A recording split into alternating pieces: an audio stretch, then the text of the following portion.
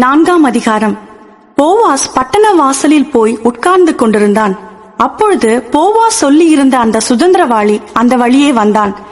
அவனை நோக்கி, ஓய் என்று பெயர் சொல்லி கூப்பிட்டு, இங்கே வந்து சற்று உட்காரும் என்றான். அவன் வந்து உட்கார்ந்தான். அப்பொழுது அவன் பட்டணத்து மூப்பரானவர்களில் 10 பேரை அழைத்து, இங்கே உட்காருங்கள் என்றான். அவர்களும் உட்கார்ந்தார்கள். அப்பொழுது அவன் அந்த சுதந்திரவாளியை நோக்கி, எலிமெலேக் என்னும் நம்முடைய சகோதரனுக்கு இருந்த வயல் நிலத்தின் பங்கை மோவாப் தேசத்திலிருந்து திரும்பி வந்த நகோமி விற்கப் போகிறாள்.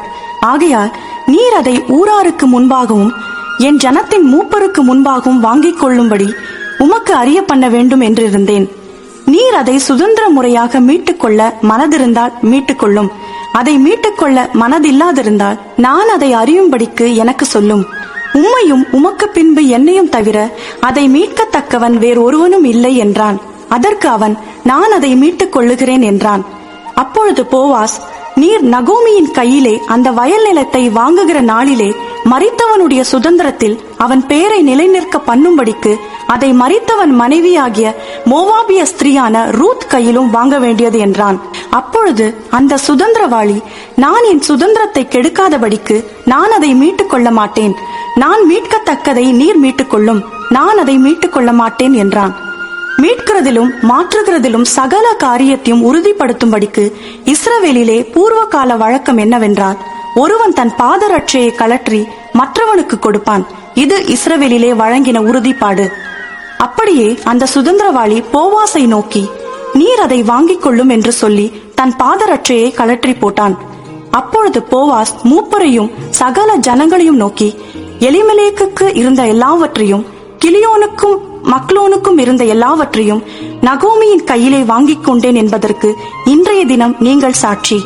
இதுவும் அல்லாமல் மரித்தவனுடைய சகோதரருக்குள்ளும் ஊராருக்குள்ளும் அவனுடைய பேர் அற்று போகாமல் மரித்தவனுடைய சுதந்திரத்திலே அவன் பெயரை நிலைநிறுத்த நான் மக்லோனின் மனைவியாயிருந்த மோவாபிய ஸ்திரீயான ரூத்தை எனக்கு மனைவியாக கொண்டேன். அதற்கும் இன்றைய தினம் நீங்கள் சாட்சி என்றான். அப்பொழுது ஒலிமுக வாசலில் இருக்கிற சகல ஜனங்களும் மூப்பரானவர்களும் அவனை நோக்கி, நாங்கள் சாட்சிதான்.